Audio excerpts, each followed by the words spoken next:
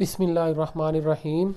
Dear students, आज हमने अपने लेक्चर नंबर 5 के अंदर लेक्चर नंबर 5 में चैप्टर नंबर 3 का आर्टिकल करना है एवोगैड्रोज लॉ। Avogadro's law. इससे पहले हमने बॉयल्स लॉ पढ़ा, चार्ल्स लॉ पढ़ा, अब हमने एवोगैड्रोज लॉ करना है। ये जो पैरामीटर्स होते हैं गैस के, पैरामीटर्स वॉल्यूम और फिर प्रेशर है, टेम्परेचर है और नंबर ऑफ मोल्स है, तो इनके दरमियान ताल्लुक जो है वो गैस लॉज कहलाते हैं।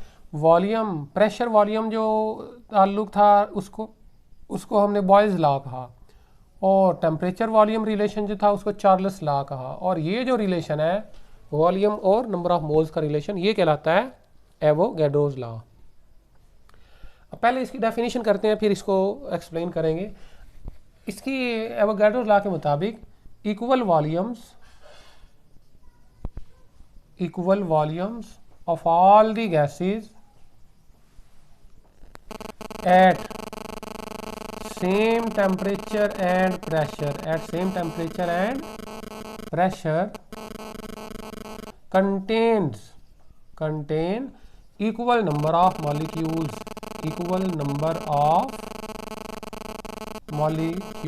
ये है डेफिनेशन एवोगैड्रोज लॉ की। तो इसमें मेन जो बात है वो है कि equal volumes contain equal number of molecules. दो डिफरेंट गैसेस हों, अगर उनका वॉल्यूम सेम है, टेम्परेचर प्रेशर इक्वल हो, तो अगर उनका वॉल्यूम इक्वल है सेम टेम्परेचर प्रेशर पर, तो उनके नंबर ऑफ मॉलिक्यूल्स क्या होंगे? सेम होंगे। जैसे फर्ज करें हम 1 मोल हाइड्रोजन गैस लेते हैं, तो इसका मैस कितना होता है? 1 मोल का मैस कितना होता है? 2 हाइड्रोजन का मैस 2.016 ग्राम होगा H2। ये जो 1 मोल है ये इसका मोलर मैस है। ये क्या है? Molar mass. अब 1 मोल का वॉल्यूम कितना होता है? अकॉर्डिंग टू मोलर वॉल्यूम, 1 मोल कोई भी गैस हो उसका वॉल्यूम होता है 22.414 क्यूबिक डेसीमीटर। इतनी होगी हाइड्रोजन, ये H2 मॉलिक्यूल्स का गैस का वॉल्यूम 22.414 डीएम क्यूब होगा 1 मोल का वॉल्यूम। ये मोलर वॉल्यूम हो गया। ये क्या है? मोलर मैस है, मोलर मैस। और ये जो बन रहा है हमारे पास, ये मोलर वॉल्यूम बन रहा है। मोलर वॉल्यूम की डेफिनेशन। अब 1 मोल के अंदर पार्टिकल्स कितने होते हैं? 6.02 10⁻23 मॉलिक्यूल्स ऑफ H2 गैस। ये क्या होता है? ये होता है एवोगैड्रोज नंबर। एवोगैड्रोज नंबर क्या होता है? 1 मोल के अंदर नंबर ऑफ पार्टिकल्स को एवोगैड्रोज नंबर कहते हैं। तो ये हमने हाइड्रोजन गैस की बात की है। अगर हमारे पास 1 मोल मीथेन गैस हो, CH4 गैस हो, मीथेन का मॉलिक्यूलर मास, CH4 का मॉलिक्यूलर मास कितना बनता है? 16 ग्राम पर मोल होता है। तो इतने ग्राम होगी मीथेन। और 1 मोल गैस का वॉल्यूम कितना होता है? 22.414 क्यूबिक डेसीमीटर। और 1 मोल गैस के अंदर पार्टिकल्स कितने होते हैं 1 मोल में? Avogadro number of molecules methane gas के। सिमिलरली अगर ऑक्सीजन की बात करें, 1 मोल ऑक्सीजन गैस है वो होगी 32 ग्राम ऑफ O2। उसका वॉल्यूम 22.414 क्यूबिक डेसीमीटर, और उसमें नंबर ऑफ मॉलिक्यूल 6.02 10⁻23 मॉलिक्यूल्स होंगे O2 के। तो अब ये है मोलर मैस, मोल और मैस का ताल्लुक मोलर मैस, मोल और वॉल्यूम का ताल्लुक मोलर वॉल्यूम, मोल्स और नंबर ऑफ मॉलिक्यूल्स ये एवोगैड्रोस नंबर है। इस डेफिनेशन के मुताबिक अगर हमारे पास वॉल्यूम सेम हो, अगर हमारे पास वॉल्यूम सेम हो दो डिफरेंट गैसेस का, तो उनके नंबर ऑफ मॉलिक्यूल्स क्या होंगे, सेम होंगे। वॉल्यूम सेम है, ये हम वॉल्यूम सेम ले रहे हैं, एक गैस है ये वॉल्यूम है इसका CH, ये हाइड्रोजन गैस का। अगर इसको ऐसे देखें कि ये वॉल्यूम्स हैं तीनों डिफरेंट गैसेस के, इक्वल वॉल्यूम्स हैं। ये किसका वॉल्यूम है, हाइड्रोजन का, और उतना ही वॉल्यूम मीथेन का लिया, उतना ही वॉल्यूम ऑक्सीजन का लिया, इक्वल वॉल्यूम्स हैं। तो यहाँ पर साथ ही हमने ये देखा कि इनमें molecules Avogadro's number of molecules हैं, मॉलिक्यूल्स की तादाद एवोगैड्रोस नंबर है। तो इक्वल वॉल्यूम्स हो डिफरेंट गैसेस के, तो उनमें नंबर ऑफ मॉलिक्यूल्स भी इक्वल होते हैं। This is called Avogadro's law according to definition. Equal volumes of all the gases at same temperature and pressure contain equal number of molecules. तो clear हो गया हमें कि अगर दो डिफरेंट गैसेस का वॉल्यूम सेम हो, सेम टेम्परेचर प्रेशर पर, वॉल्यूम इक्वल लें, इक्वल वॉल्यूम्स हो, तो इक्वल नंबर ऑफ मॉलिक्यूल्स होते हैं।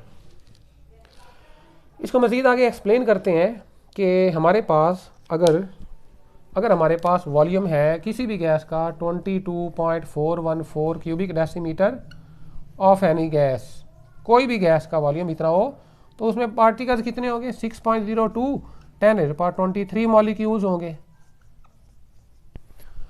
तो अगर हम 1 DM क्यूब लें, 1 क्यूबिक डेसीमीटर किसी भी गैस का हो ऑफ एनी गैस, उसमें मॉलिक्यूल्स कितने आएंगे, ये डिवाइड करते हैं, जब यूनिटी फार्मूला लगाएं तो यहाँ डिवाइड करेंगे हम, ये 6.02 10⁻23 डिवाइडेड बाय 10⁻23 डिवाइडेड बाय 22.414, तो ये आंसर बनता है 2.68 10⁻22 मॉलिक्यूल्स। ये है number of molecules 1 DM cube के अंदर। किसी भी गैस का 1 DM क्यूब लेंगे तो उसमें मॉलिक्यूल्स इतने आएंगे। किसी भी गैस का 1 DM क्यूब लें तो उसमें मॉलिक्यूल्स इतने आएंगे। तो ये 1 DM क्यूब के अंदर मॉलिक्यूल्स की तादाद कैलकुलेट करनी हो तो ये मोलर वॉल्यूम लिखा, उसमें इतने मॉलिक्यूल्स हैं, मोलर वॉल्यूम में इतने मॉलिक्यूल्स, और 1 DM क्यूब में डिवाइड करके निकाल लेंगे। अगर हम 2 DM क्यूब ले लें, 2 DM cube of any gas, तो उसका वॉल्यूम कितना होगा, उसमें नंबर ऑफ मॉलिक्यूल कितने होंगे, ये 1 DM क्यूब में है, 2 DM क्यूब में निकालने हो तो इसको 2 से मल्टीप्लाई करेंगे, डबल नंबर ऑफ मॉलिक्यूल्स होंगे। 3 DM क्यूब में निकालने हो इसको 3 से मल्टीप्लाई करेंगे, 2 multiply by 2.68 10⁻22 molecules 2 DM cube में। 3 DM क्यूब में कितने होंगे, 3 मल्टीप्लाइड बाय 2.68 10⁻22 मॉलिक्यूल्स। तो ये जैसे जैसे हम मोल्स की तादाद बढ़ा रहे हैं, मोल्स की तादाद बढ़ा रहे हैं, वैसे वैसे नंबर ऑफ मॉलिक्यूल्स भी इंक्रीज हो रहे हैं। तो इसका मतलब है कि मोल्स की तादाद नंबर ऑफ मॉलिक्यूल्स के डायरेक्टली प्रोपोर्शनल है। मोल्स की तादाद नंबर ऑफ मॉलिक्यूल्स के डायरेक्टली प्रोपोर्शनल है। अब यहां अगर देखें 1 मोल का इतना वॉल्यूम है, 2 मोल का कितना होगा, इस वॉल्यूम को डबल कर देंगे, फिर मॉलिक्यूल्स की तादाद भी डबल आ जाएगी, वो इससे आएगी मोलर वॉल्यूम से। 3 मोल के अंदर वॉल्यूम कितना होगा, इसको 3 से मल्टीप्लाई करेंगे, तो जितने मोल्स ज़्यादा होते जाएंगे उतना वॉल्यूम ज़्यादा होता जाएगा। लास्ट में हम ये लिख सकते हैं volume is directly proportional to number of moles. 1 mole का वॉल्यूम इतना, 2 मोल का इससे डबल, 3 मोल का उससे ट्रिपल, तो इस तरह जितने ज़्यादा मोल्स लेते जाएंगे उतना वॉल्यूम ज़्यादा होता जाएगा। कंडीशन क्या है कि प्रेशर और टेम्परेचर सेम रखना है, प्रेशर और टेम्परेचर सेम होगा, वो सेम रखेंगे तो फिर नंबर ऑफ मॉलिक्यूल्स वॉल्यूम के डायरेक्टली प्रोपोर्शनल। अब यहाँ डेफिनेशन में हमने देखा equal volumes contain equal number of molecule, इसकी वजह नहीं बताई कि इसका वॉल्यूम इतना है तो मॉलिक्यूल इतना है, इसका वॉल्यूम इतना है तो इसके मॉलिक्यूल इतने हैं, हालांकि इनका मैस डिफरेंट है। हाइड्रोजन के 1 मोल का मैस इतना बन रहा है और ऑक्सीजन के 1 मोल का मैस 32 ग्राम बन रहा है। ऑक्सीजन का मॉलिक्यूल हाइड्रोजन के मॉलिक्यूल से 16 टाइम्स हैवियर है, 16 से मल्टीप्लाई करें इसको तो फिर वो 32 है, 16 टाइम्स हैवियर है ऑक्सीजन का मॉलिक्यूल हाइड्रोजन से, भारी है तो बड़ा साइज होगा, तो फिर उसका वॉल्यूम भी ज़्यादा होना चाहिए, वॉल्यूम ज़्यादा होना चाहिए। अगर वॉल्यूम इक्वल है तो बड़े मॉलिक्यूल्स के तादाद कम होनी चाहिए, डिफरेंट होनी चाहिए, कम होनी चाहिए उनसे, लेकिन ऐसा नहीं है क्योंकि ये मैस जो है, मैस और मॉलिक्यूल्स का साइज वो वॉल्यूम को डिस्टर्ब नहीं करता, और जब वॉल्यूम सेम रहेगा तो फिर नंबर ऑफ मॉलिक्यूल्स भी सेम रहने हैं, क्योंकि साइज और मॉलिक्यूल्स ये वॉल्यूम को डिस्टर्ब नहीं करता। जब किसी गैस की बात करें तो ऐसा नहीं होता कि वॉल्यूम उनका डिस्टर्ब हो साइज या उनके मैस के चेंज होने से। अब इसकी वजह क्या है? इसकी वजह यह है कि गैस मॉलिक्यूल्स बहुत दूर दूर होते हैं, एक दूसरे से बहुत ज़्यादा फासले पर होते हैं। एक मॉलिक्यूल का जो दूसरे मॉलिक्यूल से डिस्टेंस होगा वो मॉलिक्यूल के डायामीटर से 300 गुना ज़्यादा फासला होता है दो मॉलिक्यूल्स के दरमियान। दो मॉलिक्यूल्स के दरमियान मॉलिक्यूल के डायामीटर से 300 गुना ज़्यादा फासला होता है। ये दरमियान में खाली एम्प्टी स्पेस होती है। तो इस वजह से चाहे छोटे मॉलिक्यूल हों वो भी ज़्यादा फासले पर है, चाहे बड़े मॉलिक्यूल्स हों वो भी ज़्यादा फासले पर है। तो फिर इसका मतलब है जो साइज़ है गैस मॉलिक्यूल्स का और मैस वो वॉल्यूम को डिस्टर्ब नहीं करेगा इस डिस्टेंस के ज़्यादा होने की वजह से। ये था हमारा एवोगैड्रोस लॉ कंप्लीट हुआ। तो इसको फिर या इसको अच्छी तरह तैयार कर लेना है। नेक्स्ट जो आर्टिकल होगा हमारा वो है डेंसिटी ऑफ गैस भी हो गया, काइनेटिक गैस इक्वेशन नेक्स्ट जो आर्टिकल होगा वो कर लेंगे। उससे पहले एक डाल्टन्स लॉ है, नेक्स्ट डाल्टन्स लॉ करेंगे नेक्स्ट लेक्चर नंबर 5 में।